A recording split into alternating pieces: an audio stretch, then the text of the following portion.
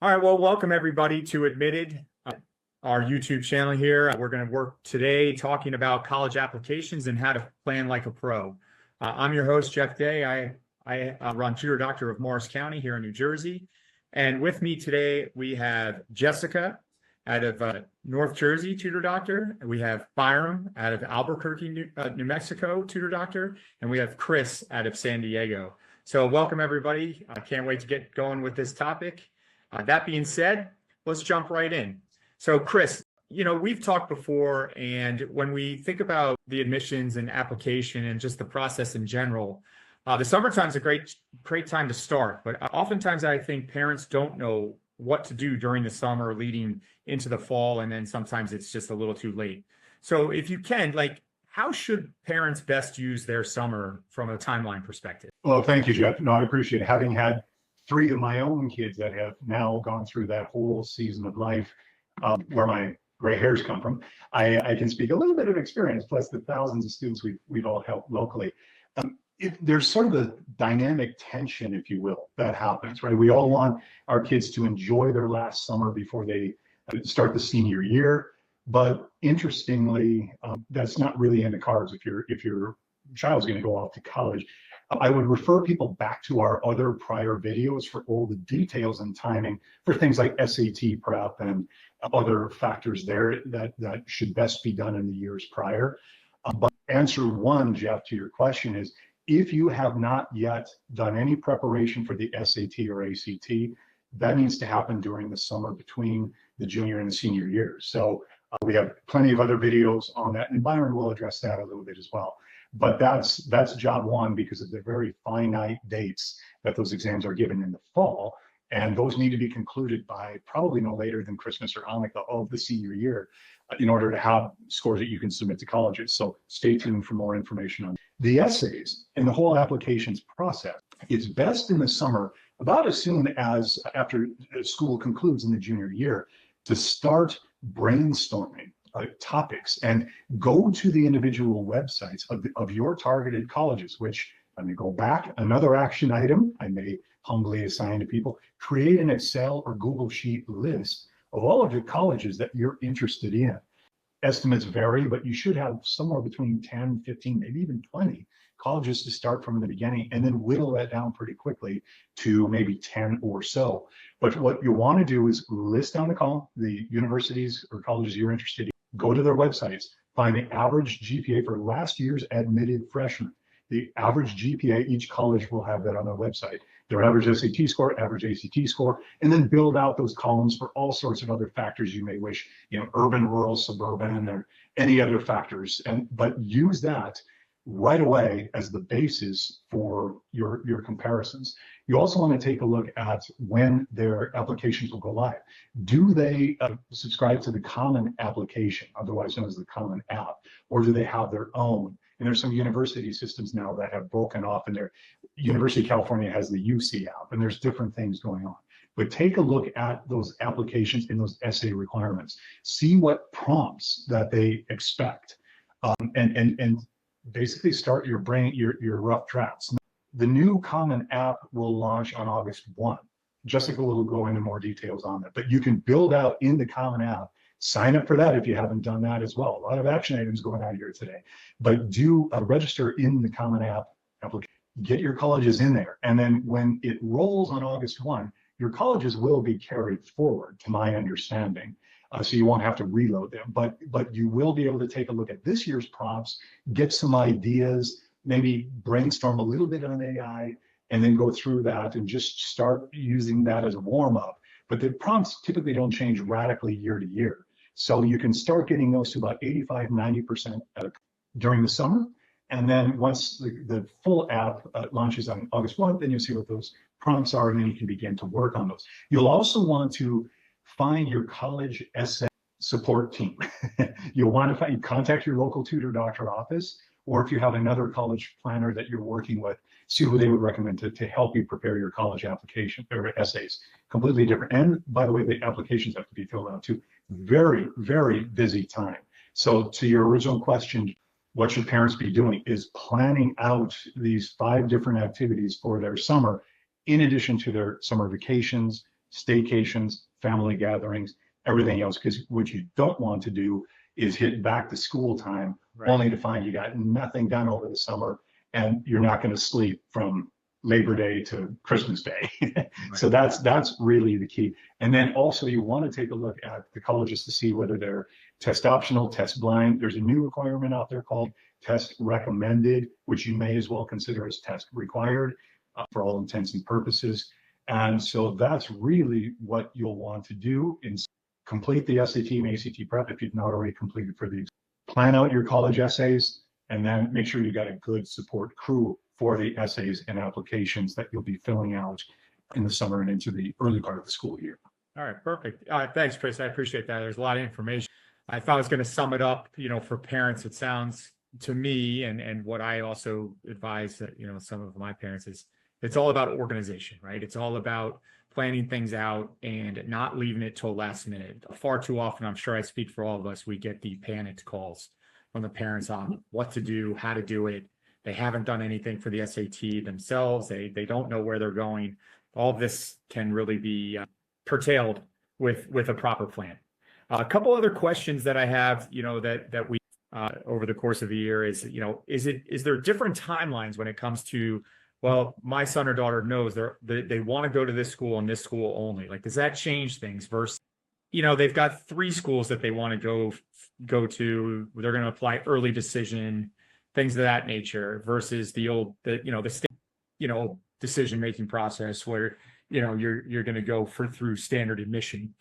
So is there any differences for that parents might want to be aware of? So short answer is yes. The best way to approach it, there's really 2 main ways. One, take a look at each of those websites individually. Get a chance, comb through them. If you have access to something called Naviance, that's provided by your school, or even Score, SCOIR, wonderful resources with tons of data to research. I highly recommend to go through that, and we'll put the links to that in the bottom of the video later for information that you can go research those. So that's yes.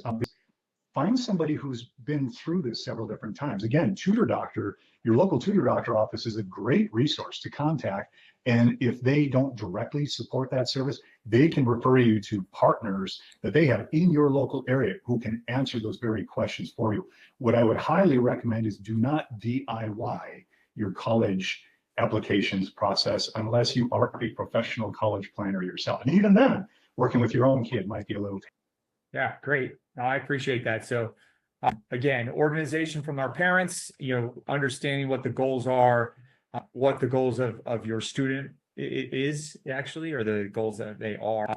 So yeah, just kind of moving over, Chris, you mentioned that Byron would be able to talk for a little bit more about this. So Byron, I want to make sure you get the proper timing. Applications have all sorts of different pieces of them, but one of them obviously is SAT or ACT. So test prep is very critical for these students, and the summer's a great time. But Brian, just what are your test prep thoughts and how to go? Well, as Chris already mentioned, putting a plan together is important, and talking with somebody who is in the know is extremely valuable to you in setting yourself up for. I'll dive into it a little more in a moment. After me, Jess will be speaking about, college essays and admissions essays in the application.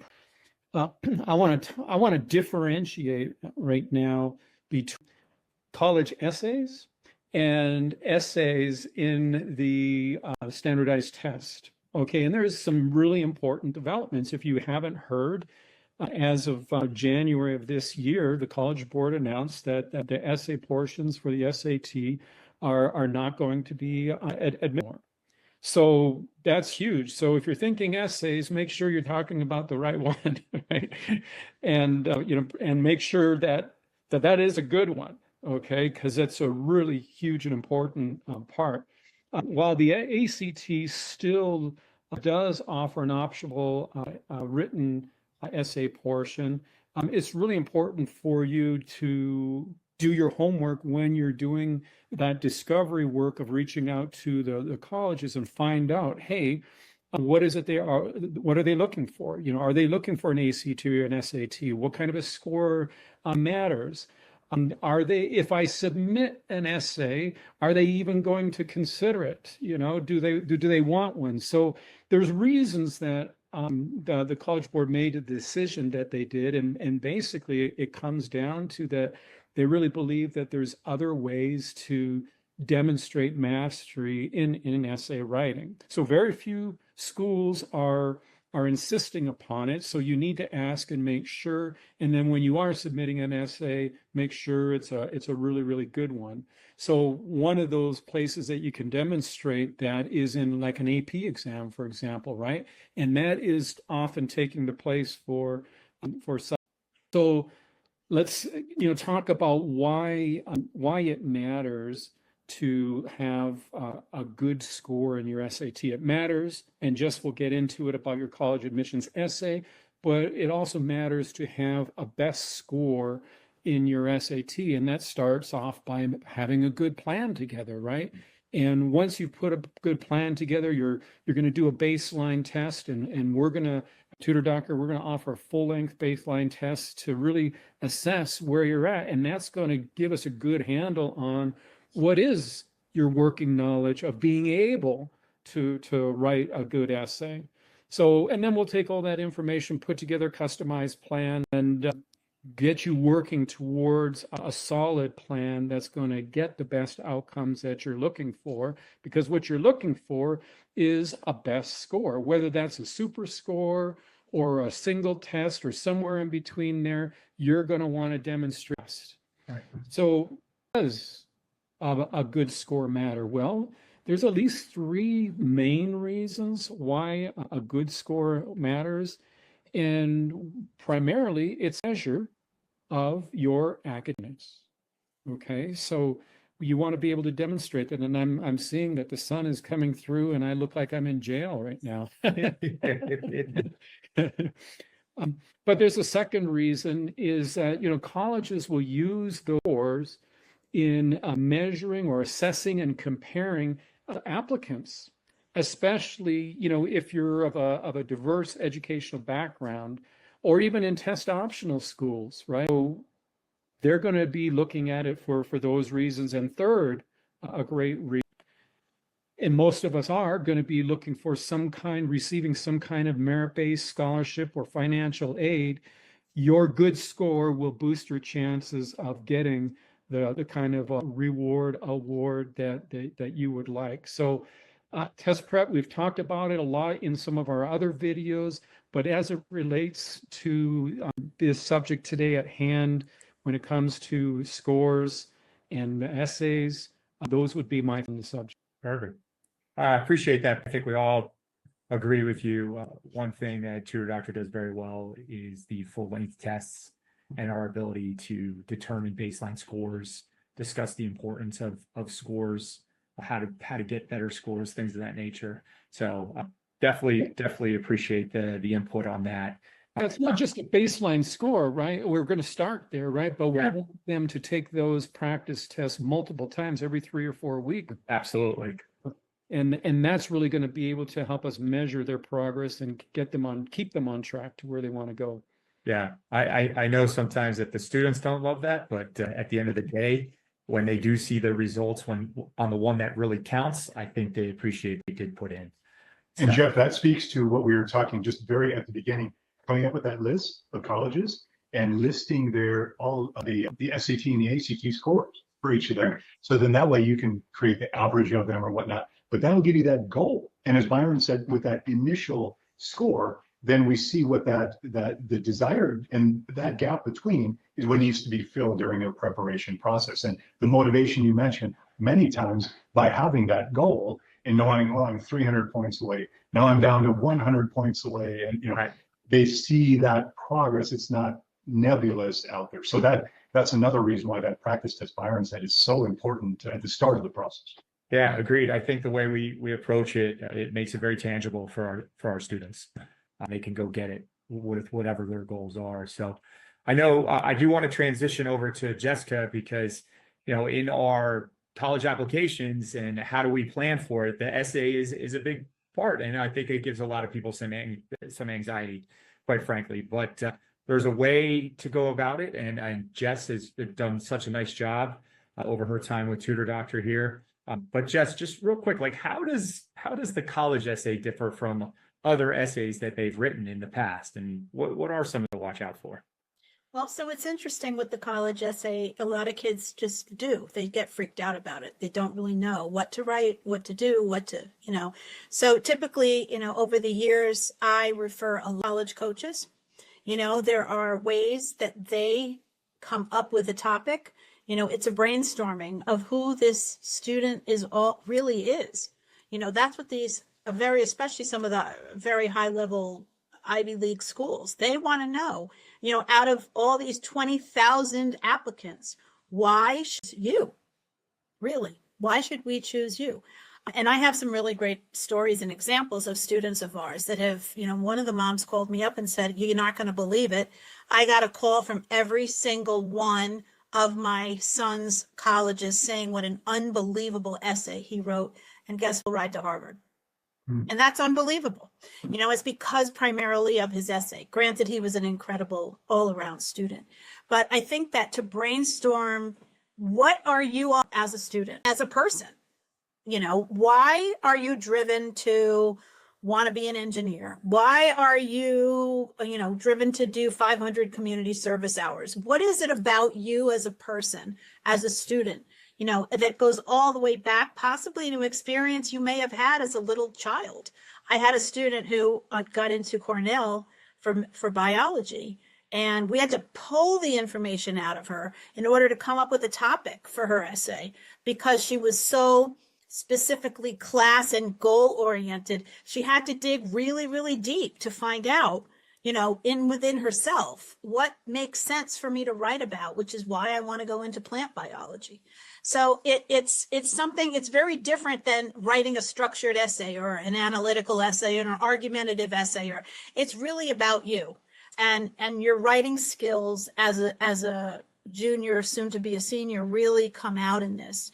And this is where we as Tutor Doctor can help, is with the editing and the sentence structure and the details of the essay and what you're writing about to get really, really strong paragraphs and concepts. So it's very different than just coming up with an argumentative or an essay or a book report. What Chris was saying about the common application and how to do your spreadsheet, what's important to know, does your school accept the common application? Does your school not? And sometimes, one of our local state schools here in New Jersey, out of the blue, the Common App. I don't know why. They have their own application process, but most schools do, but some schools don't. So you need to know that, so you're on top of your game. And if the other schools do not accept the Common App, they have their own essay topics that are specific. I know Georgetown's one of them, specific to that university. So you need to know what that essay topic and those essays are. It's not on the common application. So typically on August 1st, that's the day that the common application goes live as far as showing the students the actual supplemental essay topics and the general essay topic. So they have to be ready to go. They can have their account set up, as Chris said, ahead of time, but those essay topics and supplementals go live on August 1st. And the scholarships are really big, especially because of the essays. Look at my student who will ride to Harvard. And his mom was called by every school saying what an essay your student wrote. And that's amazing. So they can definitely open doors for you in conjunction with planning your SAT and your everything. It's all a complete holistic package.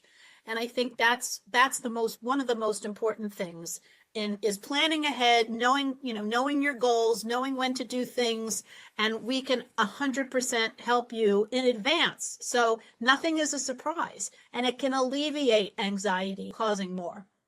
That's one of the keys. Yeah, no, I agree.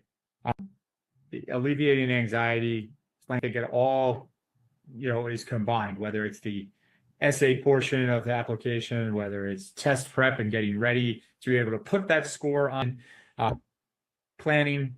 If you have time is precious. You think you have a lot of it, and then all of a sudden it starts to compress. right? And trying to get out in front of it as much as we all know we're supposed to do that in all aspects of our lives. Our lives are busy, and so are your kids, right? Your kids are super busy, and there's always something else that could come up. So prioritizing the organization of your college application and your thoughts on the college admission process is really critical, and you'll be able to actually self-guide in a lot of cases. Appreciate the insight on the actual essay piece of it. You know, it is different, and it does separate you from other folks. I mean, you used Harvard as an example, Cornell as an example. Everyone's smart that applies there, right? Exactly. So you have to be able to differentiate yourself. So before we kind of wrap up, I do want to ask, you know, Byron, Chris, Jess, in general, like, are there any thoughts that you want to kind of interject either on the three different pieces that we addressed today, whether it was the timeline that Chris addressed early, Byron on the actual test prep thoughts and how to go about it, or with Jess and the actual college essay itself? Any of the three of you guys want to interject on some of the other subjects that we before we wrap up? Yeah, I realized one I didn't mention earlier. And this is right at the beginning. You know, do not proceed to go. Do not collect like the old Monopoly game. Be in contact if you haven't already, or if you have contact with your high counselor. They basically know what's going. Even though they probably have a 400 to 1, 500 to 1 ratio of students that they have to address. When they're working with rising seniors, you do start to get the priority you might not have gotten as a freshman or sophomore per se. They want to make sure that everybody's ready to graduate, get out the door. And so many times they have boilerplate recommendations, timelines, schedule that they can make available. Before you contact them, it would be good if you form your own questions about the process. Maybe this conversation here today, this video, might have sparked some questions, maybe it answered some, but do contact your high school counselor. That person, that individual will help fill in a lot of those gaps and can direct you in the right places. And it's a free resource working for you. So I would definitely recommend that as the very first thing. But also you can take a look at the resources. As we mentioned, Tutor Doctor is another look. Always glad to help. I have one more thing, Jeff, I want to add. A decision. Early decision, and I'll give another story, an example. Early decision is when you know that this is the school you're set, this is where you want to be in regards to Apple. And when you're out there exploring these schools and you find a school that this is your place and this is where you want to be, connect with some of those admit at your school that you want to go to. Let them know that this is my number one place I want to be. I want you to know who I am. Right. And I tell parents that when you're out there doing visits, physical visits, connect with the admissioner that handles your state, because there's typically always one. Know who you are because it matters. So my niece wanted to go to Connecticut College. That's where she wanted to be. 100 million %. She applied there. She got in, never applied anywhere else. Right. How often? Not often, but she connected with the people at Connecticut College. It was 100% per her. And she connected with admissions counselors in advance so they knew who she was and how badly she wanted to go there. That makes a difference, a big difference. That's one component of demonstrated interest. And as you mentioned, I think earlier in a prior video, Jess, demonstrated interest has risen actually as one of the components of college admissions. It's one way to separate yourself from the herd, as they say, along with your essay. Yeah. No, I think it's really important to, so start to wrap up that, it's interesting. I think a lot of us as parents or folks that have been through it, right? The ability for students to leave their state has changed significantly. Whether you're from the Northeast, I mean, I know where I am up here in New Jersey, the amount of University of Alabama, South Carolina, Texas, Tennessee, college schools. Yeah, everybody's going everywhere. They're not just staying in state anymore. So makes it even more important for you to make that connection if you're going to take the time to go visit school and it becomes one of your top schools that you want to go to. Connection, because there's a lot of kids from all over the United States are trying to go to different states. That's really important. So look, here at Tutor Doctor, look, we can guide students, right, and families, but we're not college coaches. Well, not all of us. I know I'm not.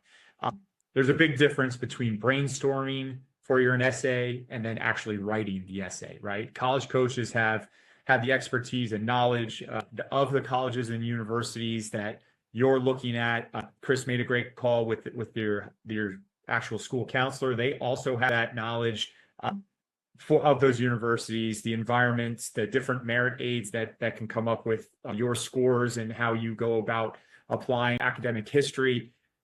We can help on the editing and the elaborating and the building of that college essay is where our expertise comes in. So if you think about it, similar to how you approach many things in your professional career, and as these students continue to push through their college into professional careers, it takes a team, right? And we are a part of that team.